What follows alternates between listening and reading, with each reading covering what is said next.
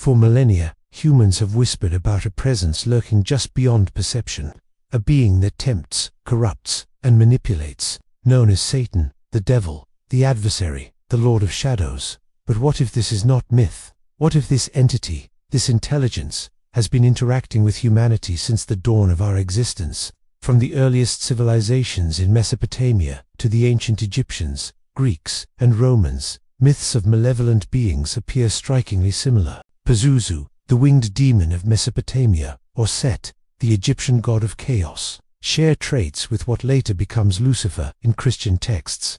Across time and geography, humanity has consistently recognized the same force, darkness that observes, influences, and corrupts. Chapter 1. Origins of the Adversary. The earliest references to adversarial beings can be traced to Sumerian tablets and Ugaritic texts. These demons, spirits of misfortune and chaos, often required rituals and amulets for protection.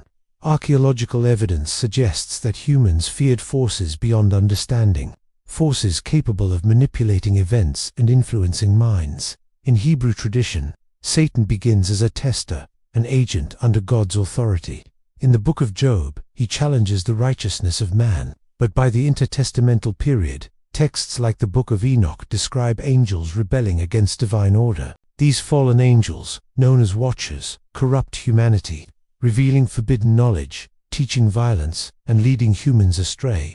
Here, the blueprint of the devil begins to take shape. Chapter 2. Archaeological and cultural evidence across cultures. We see remarkably consistent descriptions of malevolent beings. From Babylonian and Assyrian demonology to Greco-Roman mythology, entities cause harm, mislead, and challenge humanity. Amulets, inscriptions, and ceremonial artifacts all point to a universal acknowledgement of unseen forces. Some artifacts date back over 4,000 years, proving that fear of the adversary predates modern religions. Even in tribal societies, shamans and elders tell stories of spirits that influence human behavior, bring misfortune, and teach forbidden knowledge. These oral traditions, unchanged for centuries, hint at a phenomenon beyond mere superstition. Chapter 3. Exorcisms and Possessions. The 20th century offers some of the most compelling cases of interaction with the adversary.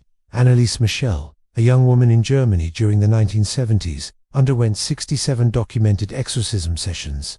She exhibited extraordinary strength, spoke languages she had never learned, and displayed knowledge beyond her years.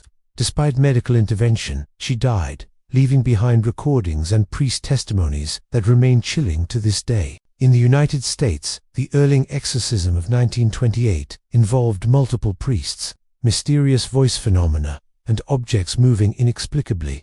Witnesses described a force that spoke with malice, knowledge, and intelligence. Many survived physically, but the psychological scars endured. Modern cases continue. Priests, psychologists, and paranormal investigators record voices, shadows, and violent phenomena. Electronic voice phenomena, EVPs, in supposedly empty rooms often contain messages or sounds impossible to explain naturally. Chapter 4. Poltergeists and Paranormal Evidence. Poltergeist activity often accompanies alleged demonic presence. In the Rosenheim poltergeist case in Germany, phones rang without being touched, objects flew across rooms, and witnesses experienced intense fear. Scientists at the time documented electromagnetic anomalies in the environment. Could the devil, or something akin to it, manipulate the physical world invisibly? Paranormal researchers report shadow figures, temperature fluctuations, and inexplicable events. These phenomena defy conventional physics, suggesting an intelligence beyond the human realm. Chapter 5. Psychological Perspectives. Carl Jung called it the shadow. Sigmund Freud explored the unconscious drives of humans. Are demons projections of the human psyche? Perhaps. Yet the consistency across cultures, millennia, and geographies suggests something more than imagination. Psychiatric evaluations of possession cases often reveal extraordinary knowledge, abilities, or behaviors inconsistent with normal neurological function. Could this point to an external influence on the mind, rather than purely internal processes? Chapter 6. Interdimensional and extradimensional theories. Modern physics hints at dimensions beyond our perception. Could demons exist in parallel realms, occasionally interacting with our world? UFO researchers and parapsychologists report phenomena consistent with entities crossing between dimensions. Shadowy figures, telepathic communications, and strange energy fields may not be hallucinations, but glimpses into other planes. Chapter 7. Religious and cultural variations across the globe. Malevolent beings appear in diverse cultures. Iblis, in Islam, mirrors Lucifer, a being of pride and defiance. Jinn can be benevolent or malevolent, and are feared for their ability to influence humans. Indigenous cultures, from Africa to the Americas, describe trickster spirits and malevolent entities with traits matching the adversary. Protective rituals, charms, and prayers exist universally. This suggests an understanding that humans can influence, interact with, or be targeted by a force beyond our comprehension. Chapter 8. The Devil in Modern Life. Contemporary accounts are chilling.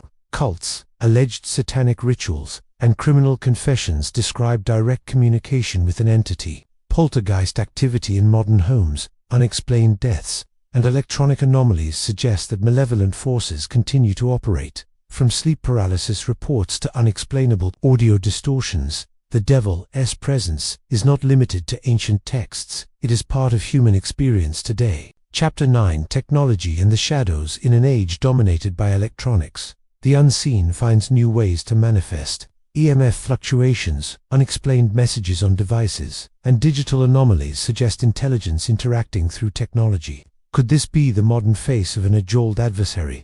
Evidence is growing, and experts are divided between skepticism and terror. Chapter 10. Philosophical implications. If the devil exists, what does this mean for humanity? Are we pawns in a cosmic game, or participants in a struggle between light and darkness? Historical accounts, modern investigations, and religious texts all indicate that the adversary is deeply involved with humanity. Whether real, interdimensional, psychological, or a combination, the devil represents the persistent challenge of confronting evil.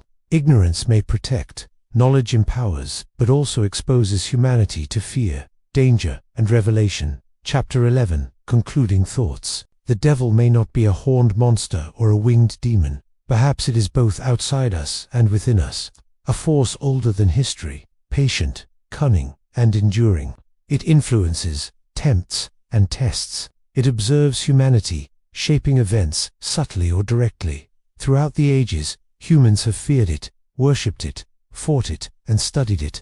The evidence is complex, terrifying, and sometimes inexplicable. One thing is certain: the adversary remains relevant, present, and formidable. If you want to explore more mysteries, experience the unexplained, and confront the shadows, make sure to like, subscribe, and press the bell. The darkness is watching, and the truth is waiting.